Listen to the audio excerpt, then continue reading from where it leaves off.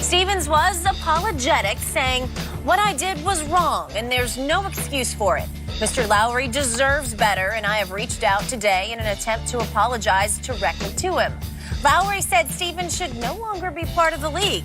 Yesterday, Commissioner Adam Silver asked why Stevens did not get a lifetime ban.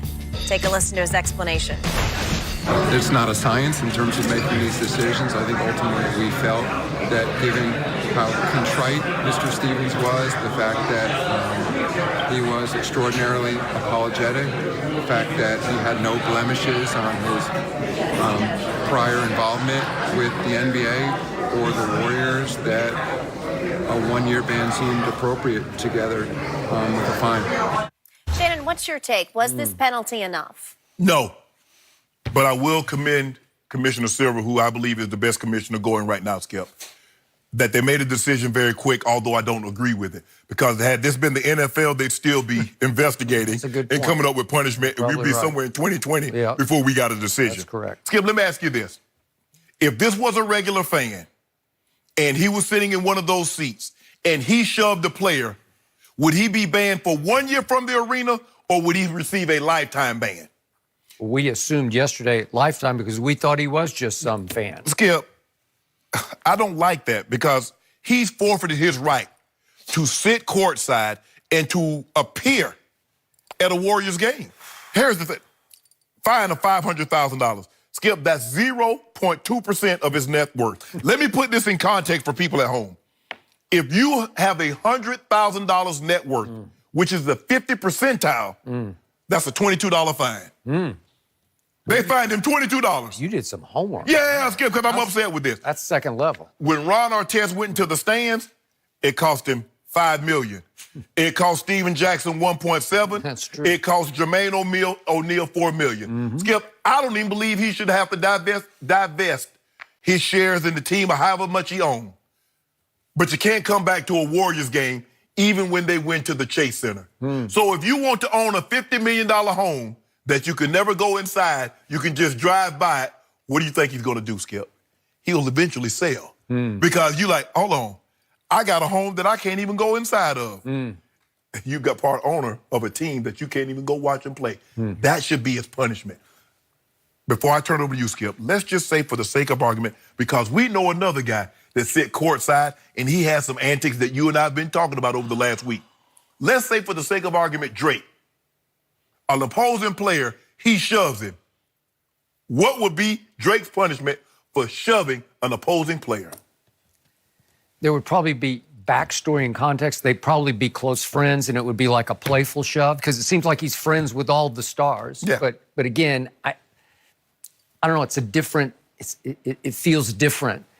There's no relationship between this guy and Kyle Lowry. But my thing, Skip, you know, sometimes if you try, like, if he had dove onto him, even though you assume the assumption of the risk, sit courtside, basketball might hit you in the head, players might dive into your lap, you assuming that risk. And he was like, okay, you know, trying to get him, okay, I get it. But to go out of his way to shove the man, no.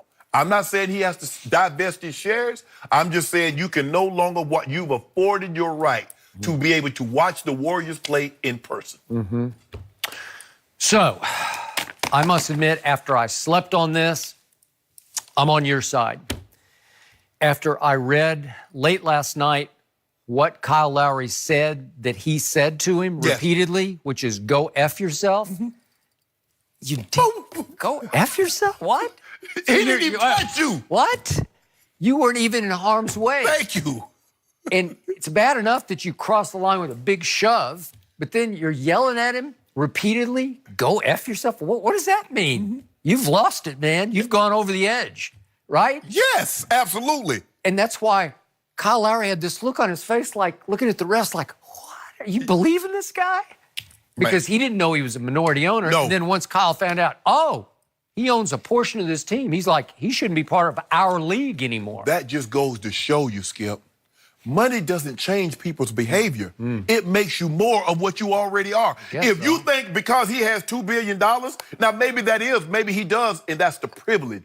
And maybe that's why he didn't get, because you and I both know, Skip, if a fan would have, just a normal fan that works hard, not to say that he doesn't, but raking and scraping to go sit at a game and watch it, and he shoves a player, he's not ever coming back to that arena again. They banned the fan in Utah that said what he said to Russell Westbrook. I got it. But this guy gets a 1-year ban? Oh, this is hypocrisy at its height. And to your point, $500,000 is like pocket change. It's a $22 fine to somebody that's making $100,000. Well, it is. So just so people get the background of this guy, rags to riches, classic story, because he's born right here in L.A., just down the street from us across the 10 freeway in Culver City. He goes to Culver City High School, and he goes to USC, and he rose up to such a place in the financial world where he made billions that in 2015 he was asked to speak at a graduation ceremony for USC athletes. So his status at USC was elevated, but he had donated millions of dollars to USC. Yes. So this is this guy who then he made so much money, then he was able to buy that little chunk of, and it's not a huge chunk, but it's a significant chunk. And they need to stop saying investor. Okay. Yeah. He is an owner. No, he's an owner. He owns a portion. So Jerry Jones is an investor into the Cowboys, huh?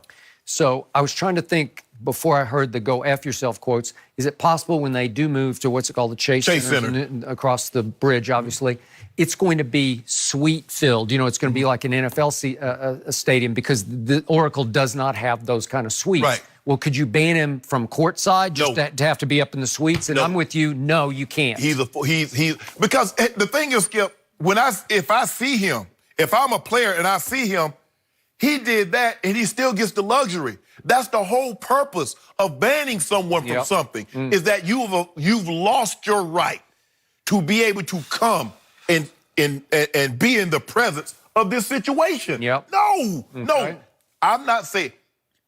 Commissioners, now, I believe that quietly behind the scenes, he'll probably divest and just move on to something else. But this is a terrible look. It's a terrible look. And you know what? I don't care how contrite he was because he's going to be contrite. What else is he going to do? Thank you. I stand by what I did. It's like, Skip, it's like me if I do something. I got a choice. I can get life in prison or I can show contrition and get a year in prison. I'm glad I do it. I'm going to do it again. Okay. What you think I'm going to say? All right. And he had no blemishes on his record. Well, maybe he just hadn't been put in position to have a blemish on his record, right? You know what? I never got this about people. Well, you know what? He's never been to jail. Well, you should go to jail. Well, he takes care of his kids. That's what the hell you should do. He shouldn't have any blemishes. He gets no credit for that. Yep.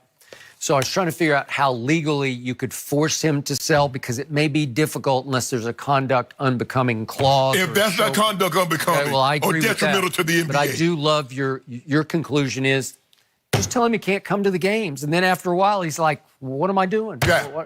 Because that was the whole, because Skip, the thing, and that just goes to show you. I mean, people just thought he was, I mean, they like, hold on. How does he have one of those placards around his neck? Now, he's just not he's just not, they didn't know to the extent of how far, but he had to be someone. He had to be someone. Because those seats, I just saw that somebody paid like $96,000 for 2 courtside seats. $96,000 for 2 court. If you got that kind of money to pay for that, you somebody. Because normally in the finals, we see guys, that's Jay-Z, that's Beyonce, that's Floyd Mayweather. That's the high-end boys that sit in those seats and gals. But no, this is unacceptable. Skip, this is almost like Woody Hayes. You remember what Woody Hayes did in the Gator Bowl? Clemson. And what happened? They say, Woody, we appreciate everything that you've done. But you got to go. Yeah, for those who don't remember, he shoved an opposing player on his He called him, he intercepted the ball in the Gator Bowl. And tried to club him. It'll be interesting to see if LeBron comes out and has anything further to say about you see the LeBron? NBA players. Skip, that's the guy. Bron. He pops up and says, remember me? I'm still here. No. He said, I hadn't said it. I've been out of sight, out of mind. I didn't say anything about the finals. And he said he slept on it. He said he slept on it. But boy, Skip, I keep telling you, you remember old Miley Cyrus' old wrecking ball? When he comes in, it's like a wrecking ball. He is wrecking ball? He comes in like a wrecking ball, Skip. I came in like a wreck. We're going to have to leave Miley this one here, guys. Yeah, he know Miley. Lots more to talk about. He might know his Hannah Montana. Coming up tonight, including Klay Thompson's impact. Will he be able to lead the Warriors to a win tonight? We're going to get these guys to make some predictions coming up next.